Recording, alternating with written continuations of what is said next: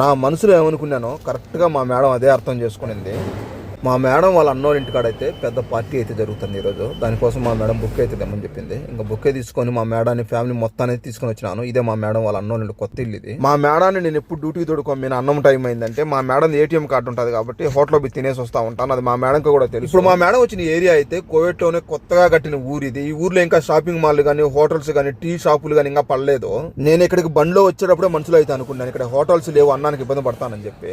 నేను వెంటనే కోవిడ్ పిల్లోడు వచ్చి మీ మేడం కిందికి వచ్చి దివాన్లో కూర్చోమని చెప్పింది. కిందికంటారా అని చెప్పి నన్ను అయితే తొడుకొని వచ్చి కింద అయితే కూర్చోబెట్టాడు దివాన్లో. ఇంకా నా మనసులో ఏమనుకున్నాను ఇక్కడ హోటల్స్ లేవు, అన్నం ఎలా తినాలని చెప్పి ఇదే ఆలోచన మా మేడం మనసులో కూడా వచ్చినట్టు ఉండదు. ఇంకా మా మేడం వెంటనే నాకైతే అన్నం అయితే పంపించింది. కొందరు కోవిడ్ వాళ్ళు అయితే ఎప్పుడన్నా పెళ్లిళ్లకు పార్టీలకు ఫంక్షన్ లో పోయినప్పుడు డ్రైవర్ తిన్నాడా లేడా అనేది మర్చిపోతారు, వాళ్ళ సంతోషంలో వాళ్ళు ఉంటారు కాబట్టి. అదే కొందరు కోవిడ్ వాళ్ళు అయితే దిగేటప్పుడే డ్రైవర్ కి బండ్లోనే డబ్బులు ఇచ్చేసి హోటల్ పోయి తినేసిరామని చెప్తారు. కొందరు అయితే ఇంటికి పోయి తినరాపు అని చెప్తారు.